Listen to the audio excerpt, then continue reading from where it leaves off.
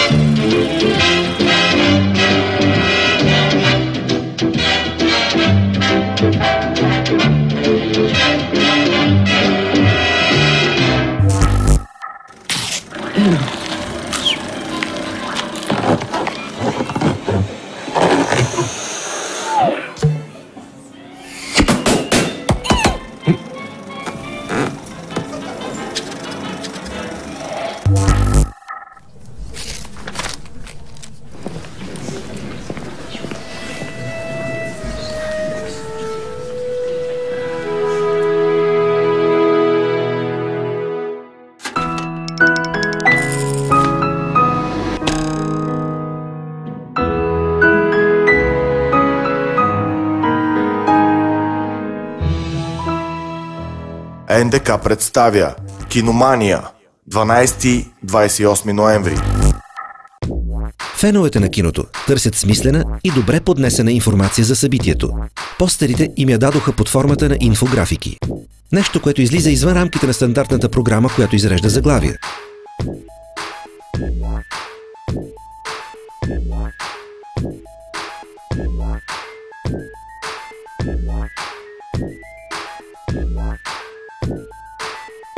Горди сме, че 4 от тях бяха селектирани и публикувани в юнския брой на списание Люрцерс архив. Голяма част от почитателите на Киномания се информират за програмата чрез Фейсбук страницата на фестивала. За да ги връщаме там всеки ден, създадохме простичка игра. Всяка седмица създавахме албум с по 2 плаката. Всеки плакат представяше определена филмова школа. Поканихме всички да изберат, като гласуват с лайк, какъв билет искат да спечелят. Когато времето изтече, създадахме нещо специално за всички, които са участвали. Снимахме всяко тегляне на билети като филмче в стилистиката на школата, за която се печели билет. Киномания представя един филм за теглянето на билети. Руско кино.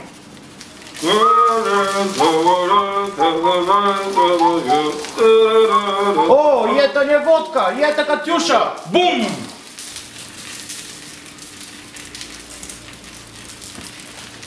И печели Любомира Лазарова. Ура! Ще гледаш Изтъпенени от слънцето 2. Изход.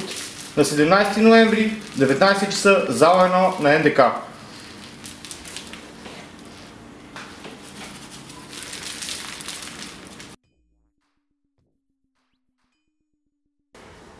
Киномания представя един филм за тегляне на билетите за латиноамериканско кино. 3228 епизод. Любов до гуша. Как съм отъкчена! Не мога да сбъркам тези лакти. Педро! Не, аз не съм Педро, аз съм Дон Хетеро. Удрала си космите под мишницата на баба си. Не мога да те объркам.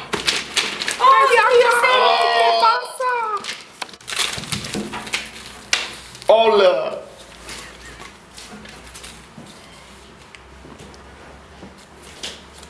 И печели Тодор Петров. Ти ще гледаш за любовта и други демони от 18:30 в кино Люмиер на 28 ноември. Шрек! Шрек, къде си? Марко! Марко! Очаквайте следващия епизод, когато Дон Хетеро ще е ослепял от баба си. Кампанията наложи Киномания като място, което събира и показва работата на много различни режисьори и много различни типове кино.